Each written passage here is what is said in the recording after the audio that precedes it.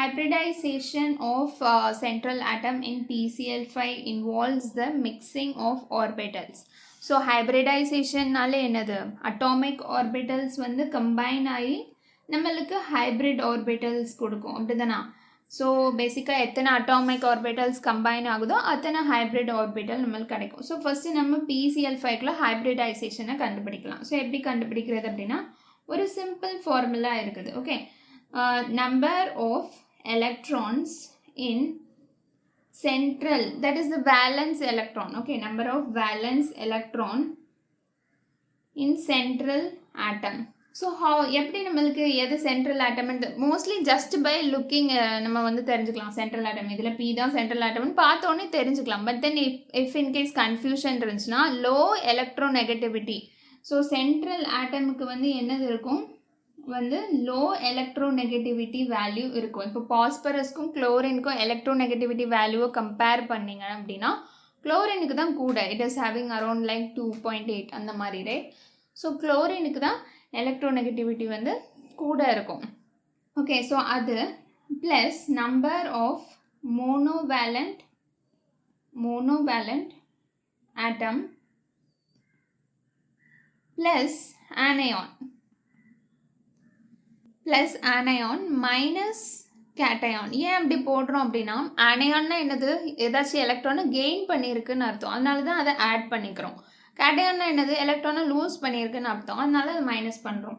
So இதுதான் general formula divided by 2. இதை நீங்கள் கரெக்டாக ஃபாலோ பண்ணிங்கன்னா ஹைப்ரிடைசேஷன் ஈஸியாக கண்டுபிடிச்சிடலாம். ஓகே, ஸோ இதில் வந்து number of first valence electron of central atom. So P தான் சென்ட்ரல் ஆட்டம், அதுக்கு வேலன்ஸ் எலக்ட்ரான் எத்தனை அப்படின்னா 5. ஏன் அப்படின்னா நைட்ரோஜனுக்கு 5 தானே, அப்போ பாஸ்பரஸ்க்கும் 5 தான். ஓகேவா, நைட்ரோஜனுக்கு எப்படி 2s2 2p3 அப்படி தான் அவுட்டர் மோஸ்ட் கான்ஃபிகரேஷன், அதனால 5.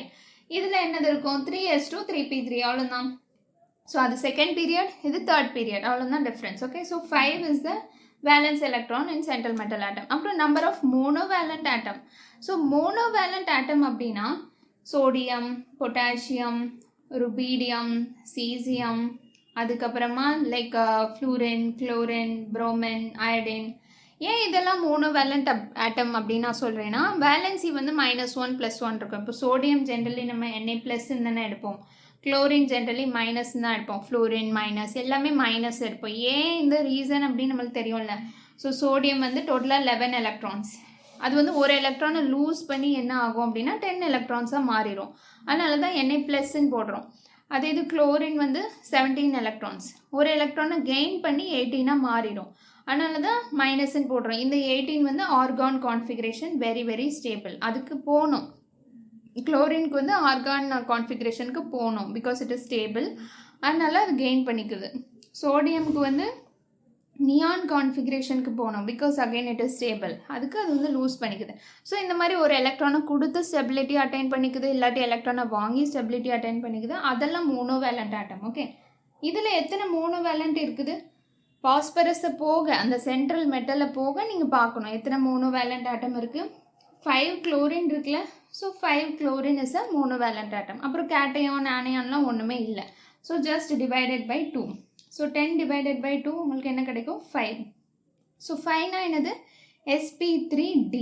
ஸோ sp3dனா எப்படி இருக்கும் 5. இப்போ sp3dனா டோட்டலி என்ன 5ன்னு அர்த்தம், அப்படி தான். நான் ஏன் 5ன்னு சொல்கிறேன் அப்படின்னா ஸோ ஒரு s இருக்கும், 3 p இருக்கும், ஒரு d இருக்கும், டோட்டலாக கவுண்ட் பண்ணிங்கன்னா 5. ஸோ பேசிக்காக இந்த மாதிரி இருக்கும் ட்ரைகோனல் பைபிரமிடல் ஸ்ட்ரக்சர். sp3dக்கு ட்ரைகோனல் பைபிரமிடல் ஸ்ட்ரக்சர். ஸோ இதில் இப்போ பார்த்தீங்க அப்படின்னா என்ன மாதிரி பி என்ன இதுன்னு கேட்டிருக்காங்க, ஆக்சிஸ். எஸ்ஸுக்கு வந்து ஆக்சிஸே கிடையாது, அப்படி தான். நான் எக்ஸ் ஒய் அப்படிலாம் எதுவுமே கிடையாது. ஏன்னா அதுக்குள்ள ஷேப் என்னது ஒரு ரவுண்டு தான், ஸ்பெரிக்கல் தான். அதில் எக்ஸ் ஆக்சிஸ் ஒய் ஆக்சிஸ்லாம் நம்ம எதுவுமே சொல்ல முடியாது. ஓகேவா, அது இது P3 என்னெல்லாம் இருக்குது, எல்லாமே இருக்குது, px py pz. இது தானே P3. 3 ஆர்பிட்டல் இருக்கும், ஒன்று எக்ஸு, ஒன்று ஒய், இன்னொன்று இசட். அதுக்கப்புறம் இந்த டி. ஸோ எஸ் வந்து ஒன்றுமே ஆக்சிஸே இல்லை, P3க்கு வந்து எல்லா ஆக்சிஸும் தெரிஞ்சிச்சு. இப்போ டி என்ன மாதிரி ஆக்சிஸாக இருக்கலாம் அப்படிங்கிறத இப்போ பார்க்க போகிறோம். ஓகேவா, ஸோ ஃபஸ்ட்டு நம்ம டியில் என்னென்ன ஆர்பிட்டல்லாம் இருக்குதுன்னு பார்த்துப்போம். 5 ஆர்பிட்டல்ஸ் இருக்கும். ஸோ ஒன்று வந்து dxy, அதுக்கப்புறம் dyz, அப்புறம் dZx 3 இது இப்படி இருக்கும். அதுக்கப்புறம் dx² மைனஸ் y² ஒன்று இருக்கும். dz², இதெல்லாம் அந்த ஆர்பிட்டலுக்குள்ள எப்படி எலக்ட்ரான் அரேஞ்ச் ஆகிருக்கும் அப்படிங்கிறத ரெப்ரசன்ட் பண்ணுறதுக்கான ஒரு விதம். இதில் இந்த பர்டிகுலர் டி வந்து இந்த 5ல் எது அப்படிங்கிறது நம்மளுக்கு தெரியணும். அதை எப்படி ஈஸியாக கண்டுபிடிக்கிறது அப்படின்னா ஃபஸ்ட்டு இந்த டயக்ராம் தெரியணும். இப்போ dxy எடுத்துக்கலாமே. ஓகே, dxy எப்படி இருக்கும் அப்படின்னா பேசிக்காக ஸோ வந்து இதை எக்ஸ் ஆக்சிஸாக எடுத்துக்கோங்க, இதை ஒய் ஆக்சிஸாக எடுத்துக்கோங்க. ஓகேவா? ஸோ இந்த dxy எப்படி இருக்கும் அப்படின்னா இந்த எக்ஸ் ஆக்சிஸ்க்கும் ஒய் ஆக்சிஸ்க்கும் நடுவில் தான் அந்த எலக்ட்ரான் வந்து எக்ஸிஸ்டாக இருக்கும். ஸோ பேசிக்காக இந்த டயக்ராம்லாம் என்னது, ஜஸ்ட் இந்த ரவுண்டுக்குள்ளே தான் எலக்ட்ரான் இருக்கும் அப்படிங்கிறத ஜஸ்ட் ரெப்ரசன்ட் பண்ணுது. வேற எங்கேயும் எலக்ட்ரான் இருக்காது. ஸோ பேசிக்காக இங்கே எலக்ட்ரான்ஸ் எங்கே இருக்குது, இந்த 2 ஆக்சிஸ்க்கும் நடுவில், between the axis, along the ஆக்சிஸோ ஆன் த ஆக்சிஸோ கிடையாது. அப்படி தானா? எலக்ட்ரான்ஸ் வந்து பிட்வீன் த ஆக்சிஸில் இருக்குது. அடுத்து dyz பார்ப்போமா.